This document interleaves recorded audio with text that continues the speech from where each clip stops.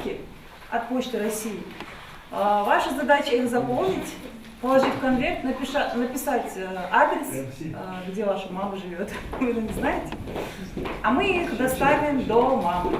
Лишний повод сказать теплые и нежные слова главному человеку в жизни.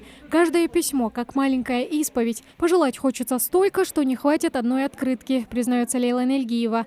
Она единственный ребенок у своих родителей. Мама для нее не просто мама, но еще и подруга, которая поддержит и даст дельный совет при случае. Я пожелала своей матери всего самого наилучшего, счастья, успехов, удачи в жизни. Я считаю, что моя мама достойна этого.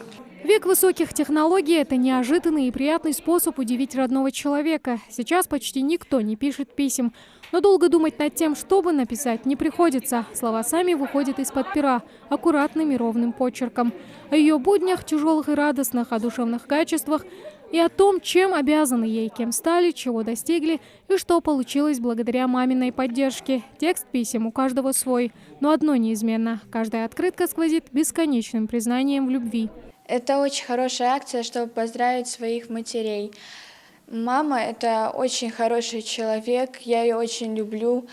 Я ей могу доверить все свои секреты. Мама всегда поддерживает меня в моих начинаниях.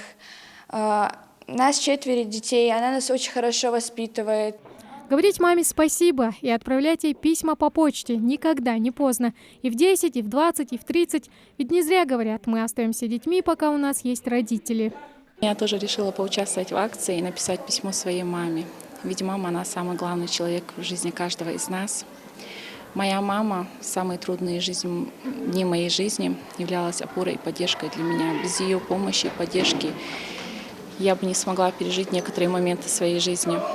Хочу сказать ей большое спасибо за то, что она есть в моей жизни и за все, что она сделала для нас. Дякую, мама. Мама – первое и главное слово в каждой судьбе. Женщина, которая подарила жизнь и вывела в люди. Ее любовь безгранична. Именно она поддерживает нас по жизни.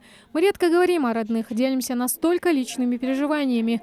Но в этот день все меняется. Публично попросить прощения или объясниться в любви сегодня обязан каждый. Очень тронуло меня, как я думаю, и многих моих коллег, потому что было очень душевно. Дети старались выразить слова благодарности, любви своей мамочке.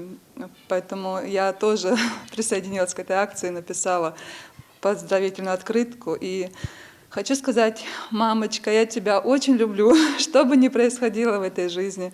Отправить открытку с поздравлениями главному человеку в жизни. Такая возможность появилась благодаря всероссийской акции Почты России «Напиши письмо маме». В региональном отделении почты флешмоб проходит только 2-й раз, но обещает стать ежегодным.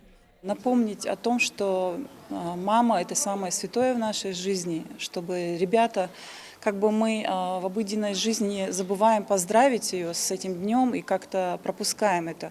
А тут можно признаться в любви маме, рассказать, признаться в том, что она самое бесценное, что у нас есть. И думаю, маме будет очень приятно, у кого есть мама, получить эту открытку. День матери в России празднуется уже в 21-й раз, в последнее воскресенье ноября. Но в какой бы день ни отмечали, главное – внимание и забота, которыми мы должны окружить самых близких нам людей. Тамара Хшигульгова, Магомед Белакиев, Новости 24.